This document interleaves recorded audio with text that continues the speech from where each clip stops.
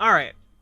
Here's another story. Just continuing on in our series of covering worker action across the United States. John Deere workers are striking. How many of you knew that, by the way? I didn't know that. I feel like there is, to some extent, extremely poor coverage of striking workers across the United States. I feel like there is very poor coverage of collective action in the United States. Hello, Molly Millions. So we're going to watch a little thing about this. Basically, workers are striking because their company has basically contracted with them and their union to give them a $2 to $3 raise over the next 3 years. Sorry, guys. That doesn't even keep up with inflation. After 3 years, you'd be making less money than you did at the beginning. Meanwhile, John Deere decided to give their CEO an increase in payment of 160%. So let's hear what the workers have to say about this situation. We put in the hours, we make the product, and they are making billions of dollars on our back. All these people have been in there. Yeah, actually, Arcus Inc. is 100% correct. PBS probably has the best coverage of worker strikes currently in like mainstream television. Okay. During the whole COVID pandemic, coming to work and every day, with the potential of exposing themselves and their families, to this, but they came in and worked anyway. Do I see Deere and Company, kind of recognizing that and trying to reciprocate in any sort of way? No, I don't. John Deere makes $6 billion a year. They threw peanut shells on the floor and asked us to scoop them up. Well, guess what? My dad and me have carried this in 1986. We're back. We're union strong. We've got the community behind it. God, there's nothing sexier, chat, than a union man, okay? A union man, a union woman, a union individual, okay? Union members, automatically sexier than anyone else, all right? Unironically, this man who's like, yo, my pappy and I, we held strike signs in 1986, all right? Fucking based. Fucking cool as shit. Fucking hot.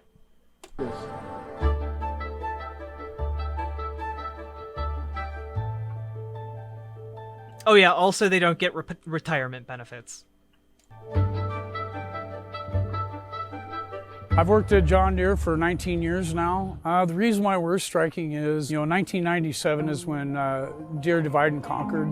They made the two-tier wage system. Where new hires coming in after the 1st of October 1997, got paid less wages, didn't have health care after retirement. Yo, what? What? Yo, 1997 seems like a primo strike year to me. Which is about a third of our predecessors. And, we've basically been taking concessions from that point for the last 25 years.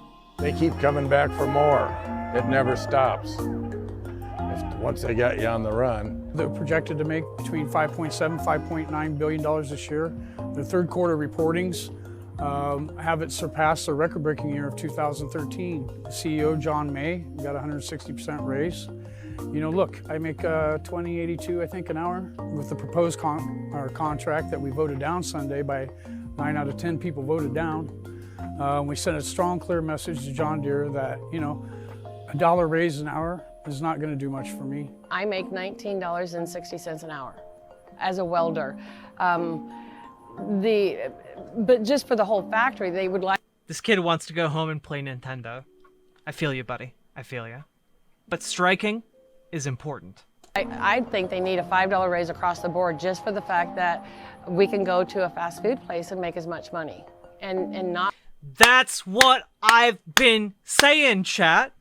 That's what I've been saying, chat. fuck all this nonsense about a $15 minimum wage, okay? $15 minimum wage was what our minimum wage should have been 10 years ago, okay? 15 years ago when people started advocating for a $15 minimum wage. It should be $30 minimum wage, baby. People made fun of me when I was saying that last year, okay? No. It needs to be 23. Fuck that, okay? And you know why it needs to be a $30 minimum wage? Because by the time we actually get $30 minimum wage, it's probably going to need to be $35 minimum wage, if I'm being honest, okay?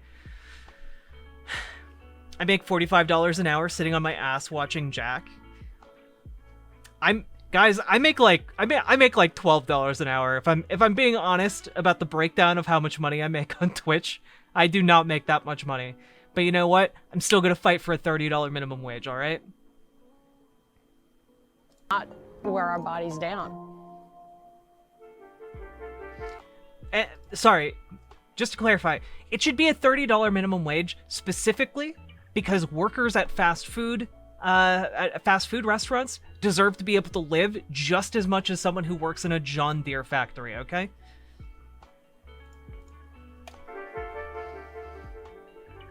Especially when those companies are making billions of dollars in profits.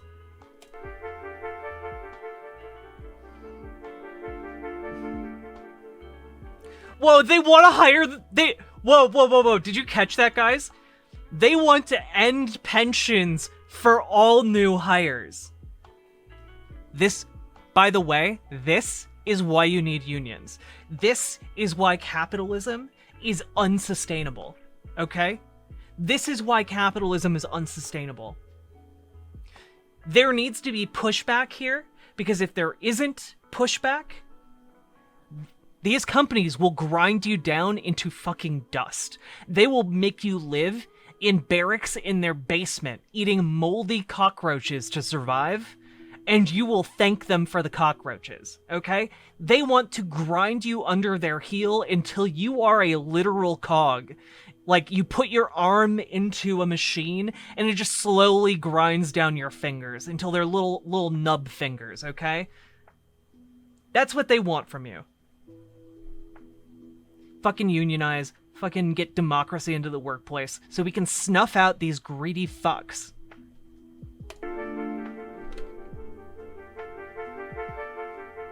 "22 years and I finally got a job where it's comfortable and I make decent money. But there are other plans, other people in this plant aren't making the money they should." I'm already a labor grade one. You know, these people have worked at the same place for decades, and the company just throws them under the bus like they're useless garbage. Decades, chat.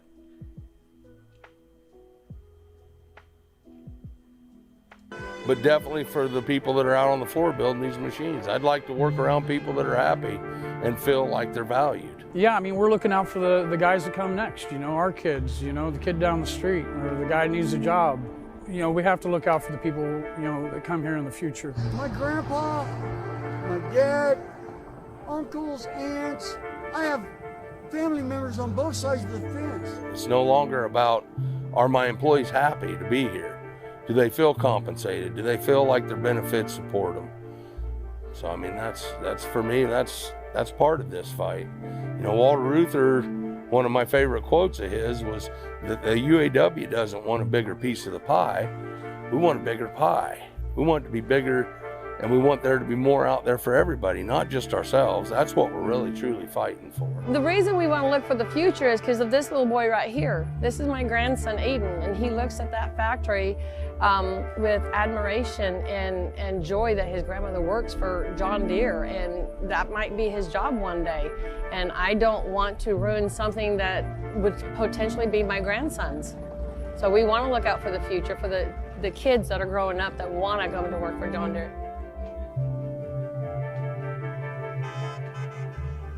We have a strong showing of support from our community. You just seen there, we had a local restaurant bring over 70 tenderloins, you know, for people walking the picket line. There's a convenience store down the road that's giving discounts and free coffee. People have been bringing stuff to us, so we're really appreciative of the community standing behind us. Well, if the wage of the union worker is better, even the non-union worker's wage will come up in order to keep good help and talent. And so the benefits will rise. I mean, if somebody... It's almost like living in with a more democratic support structure that gives you agency in your company automatically makes you feel more valued, and that agency leads to better compensation, not just for you, but for everyone aside from the top people at a privately owned company. It's almost like the democratic support, the building of that community around where you're spending the majority of your life, it's almost like that makes a tangible difference. These people are talking about solidarity. They're talking about community. They're talking about making a difference, not just for themselves, because a lot of these older folks that are in this video, they're going to be fine. They're still going to have pensions. They're talking about their newer hires, the people who are coming up, okay? They're fighting not just for themselves, but for everyone else who's going to come after them. Unions help reconnect us with our fellow workers, with the people in our workplaces. And they do have their own problems. I'm readily able and willing to admit that, but those problems are outweighed by their massive, massive benefits.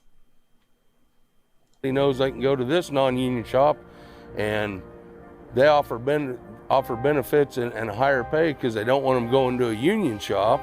Solidarity, don't waver.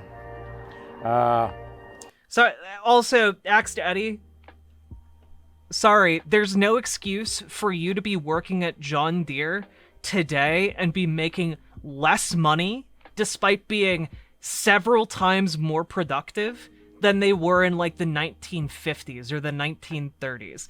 A worker at John Deere today produces like 10 to 20 times more wealth for John Deere than they did back then. And they're not making 10 to 20 times more, they're making less money. They're having less pensions. They have no health care. Like, yeah, you shouldn't be going backward on this front, especially when the workers are producing that much more for your company. Other labor people will be supportive. I recall like back in '86, which was the last time they had a strike here, we had a Hormel lockout going on at the same time across town. And these guys were, UAW was 74 was extremely supportive of those guys while they were locked out, raised money for them every week at the plant gate for several years. So I think those folks will be more than ready to help pay back these guys for that support. And those are the two biggest employers in town by far. So if we all support one another and stick together, good things happen. Axe to Eddie isn't a troll. For all of us. Axe to Eddie, stop. I know you're not like this. All right. Fuck yeah, union strong, baby.